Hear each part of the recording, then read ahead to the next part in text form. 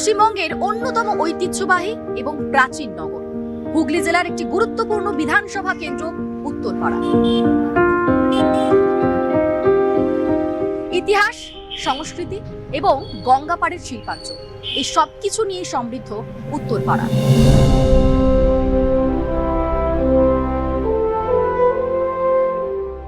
গঙ্গার ধারের এই উত্তরপাড়া এখন ভোটে গরম। হাতে গোনা আর কটা দিন বাকি ভোট, তাই এই মুহূর্তে প্রতিদিন প্রচারের ঝাঁঝ বাড়াচ্ছে প্রত্যেকটা রাজনৈতিক দল।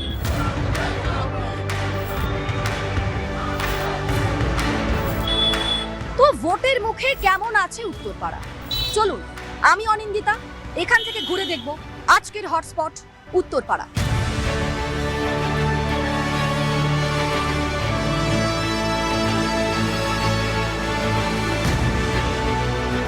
একসময় বাম গড় ছিল এই উত্তরপাড়া, তবে 2011 সালে যখন ক্ষমতার পালা বদল হয় তারপর থেকে এই উত্তরপাড়া তৃণমূলের দখলে।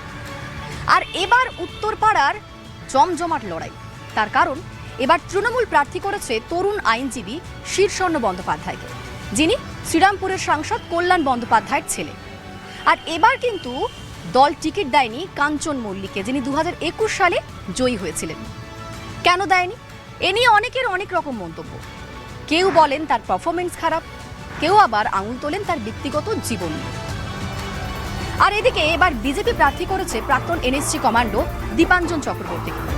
অপরদিকে সিপিএম এর প্রার্থী তরুণ মুখ মীনাক্ষী মুখোপাধ্যায়।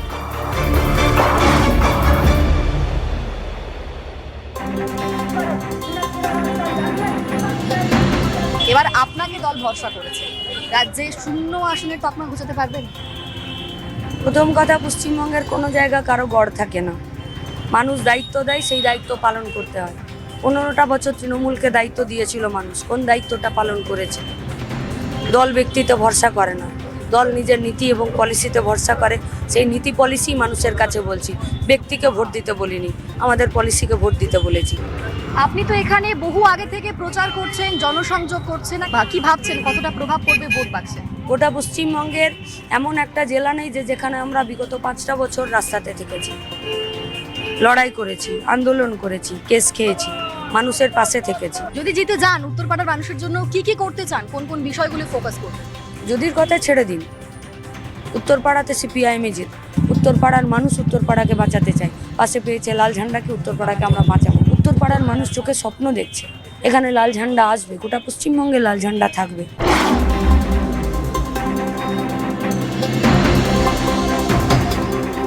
আইনজীবী থেকে তৃণমূলের প্রার্থী, এই লড়াই সহজ না কঠিন? দুটো দু রকমের, কিন্তু প্রতিপক্ষটা সেম, প্ল্যাটফর্মটা আলাদা। আচ্ছা, বিরোধীরা অনেকটা দাবি করছেন যে অনেকেই যে আপনি নাকি বাবার হাত ধরে সুযোগ পেয়েছেন। দেখুন, বিরোধীরা ওনাদেরকে কিছু একটা বলতে হবে, কারণ আমার ক্যারেক্টার অ্যাসাসিনেশন করার মতো ওনাদের কাছে কিছু নেই। আমার নামে কোনো স্ক্যাম নেই, কিছু নেই। আমি যে আমার কাজ খারাপভাবে করি সেটাও উনি বলতে পারবেন না।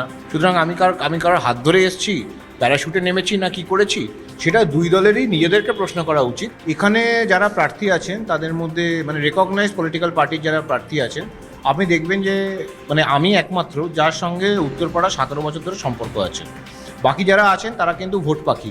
তারা এই ভোটের সময় একজন কুলটি থেকে এসছেন, একজন কল্যাণী থেকে এসছেন। এবং চৌঠামের পরে, বিগত নির্বাচনের পরে যেমন নন্দীগ্রামের মানুষ আর সিপিএম প্রার্থীকে দেখতে পায়নি, এখানেও আপনি চৌঠামের পরে দেখবেন যে সিপিএম প্রার্থীকে দেখা যাবে না।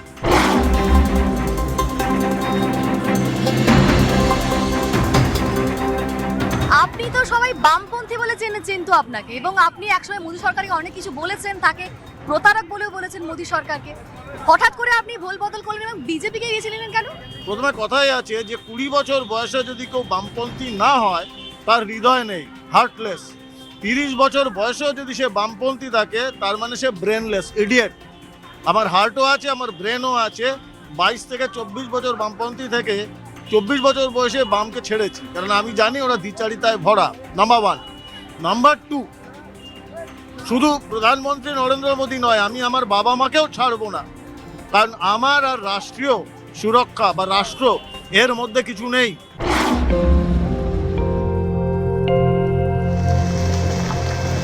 কৃষি না শিল্প, শিল্প না কৃষি, এই দ্বন্দ্বে রাজ্যে পালা বদল হয়ে গিয়েছিল।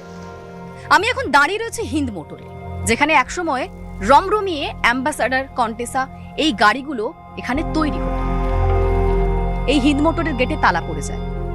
দীর্ঘ 57 বছর ধরে যেখানে রমরমিয়ে অ্যাম্বাসাডার গাড়ি তৈরি হতো, সেটা যেন হঠাৎই একেবারে জঙ্গল ঢাকা ভূতের বাসায় পরিণত হয়। সেই জঙ্গল সরিয়ে নতুন করে এখানে শিল্পায়নের বীজ পুঁতেছে নবান্ন, এবং বিড়লার এই জমিতেই মেট্রো রেল এবং বন্দে ভারত এক্সপ্রেসের অত্যাধুনিক কোচ তৈরির জন্য কারখানা গড়ে উঠছে। এই ভোটের মুখে কি বলছেন এখানকার বাসিন্দারা?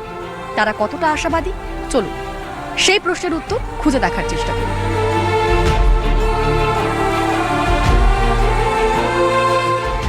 আপনি হিন্দ মোটরে কাজ করতেন, हाँ কত বছর করেছেন? वही हम 86 से है নতুন করে আবার একটা শিল্পের আশা নেই ना। কেন? वो तो सब तो टूट गया, हम लोग का खाना पूरा माठ हो गया। কিন্তু এখানে তো নতুন করে কারখানা হচ্ছে। हाँ वो दूसरा कंपनी के हो रहा है। এখন নতুন করে শিল্প কারখানা তো হচ্ছে আবার। শিল্পকর্ম যদি লোকাল লোককে নিয়ে হয় তাহলে তো খুবই ভালো হয়।